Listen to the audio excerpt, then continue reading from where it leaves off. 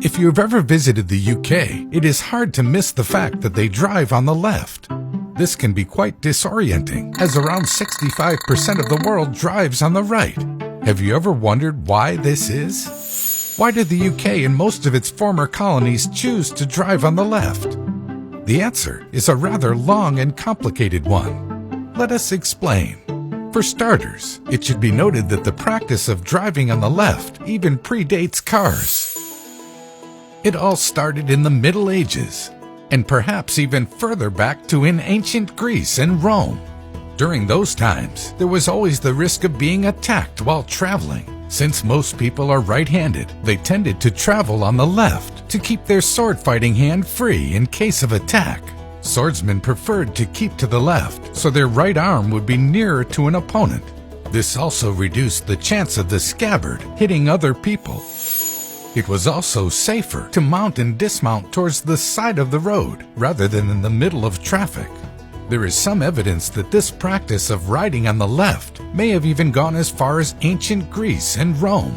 And that wasn't the only case of people traveling to the left. For instance, in 1300 AD, Pope Boniface VIII declared that all pilgrims traveling to Rome should keep to the left. So how did people ever switch to the right? Well, it turns out Napoleon preferred to ride on the right, and so did Hitler. In fact, Hitler forced Czechoslovakia and Austria to switch to right-hand driving. However, since Britain resisted both Napoleon and Hitler, the country never switched to the right. One country that did not have to make the switch, however, was America.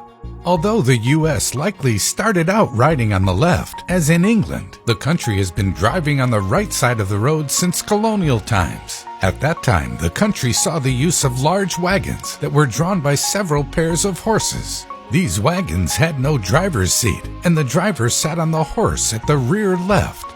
Driving to the right meant the driver could see oncoming traffic, and it also made it less likely they would steer into a ditch.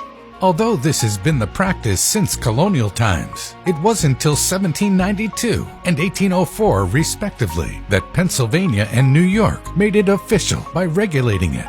Many states then followed their example, but the practice was cemented when Henry Ford put the Model T's steering wheel on the left-hand side of the car. The mass production of affordable cars then saw many countries change their rules of the road. Meanwhile, in the UK, the massive wagons of the US weren't popular. Instead, vehicles in Britain were smaller and had seats for the driver to sit on behind the horses. As most people are right-handed, the driver would sit to the right of the seat in order to keep his whip hand free. This ensured that people kept driving to the left. In addition, 18th century London saw the introduction of a traffic law to make all vehicles on London Bridge keep to the left. This was in an effort to reduce collisions. The rule was then incorporated into the Highway Act of 1835 and was later adopted throughout the UK, making left-hand driving mandatory in Britain. The 20th century saw an attempt to harmonize road laws in Europe, leading to a shift in right-hand driving. But that didn't affect the UK. Today, there are around 78 countries and territories that drive on the left.